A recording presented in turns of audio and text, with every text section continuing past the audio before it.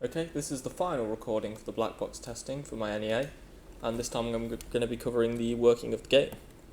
Now, if I log in with ABCDEF, which is one of the passwords that I've already got, press submit, it's going to take me to the ABC menu, and as you can see, those two functions, which I've already tested in the last one, still there, and this time I'm going to test the random generation of the maze. If I press new maze, it's going to take me to the seed entry form.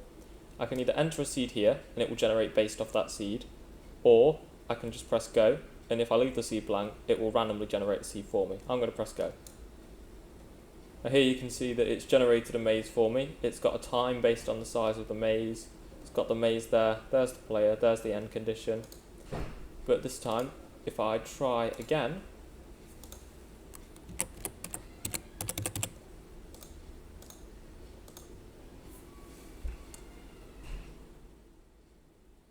you can see that the maze that's been generated is different.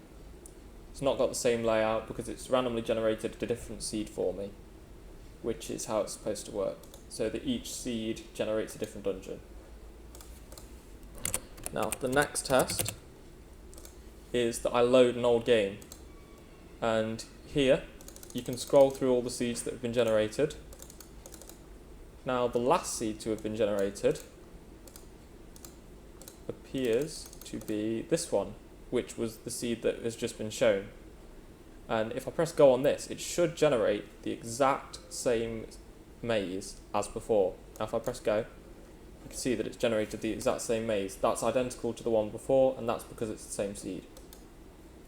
And now I've shown that working, I am going to run through one of the mazes and see if I can get a high score, and if I can, that will show up on the high score table. I'm going to press load old maze, I'm going to choose this seed for example, and now I can just start moving through the maze. As you can see, there is some collision detection. I'm bumping into the walls of the maze and I'm not able to exit outside of those red walls. And I have to make my way to the green end condition,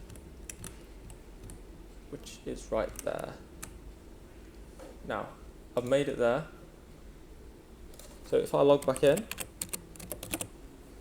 that's going to have submitted my score to the high score table, but unfortunately, as you can see, it wasn't high enough to make it onto that table, so it's not going to change it.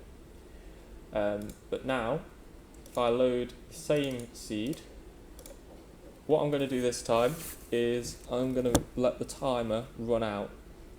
The timer also functions as the score. But if I let it run out, it won't submit my score, it's just going to finish the game because I'm out of time.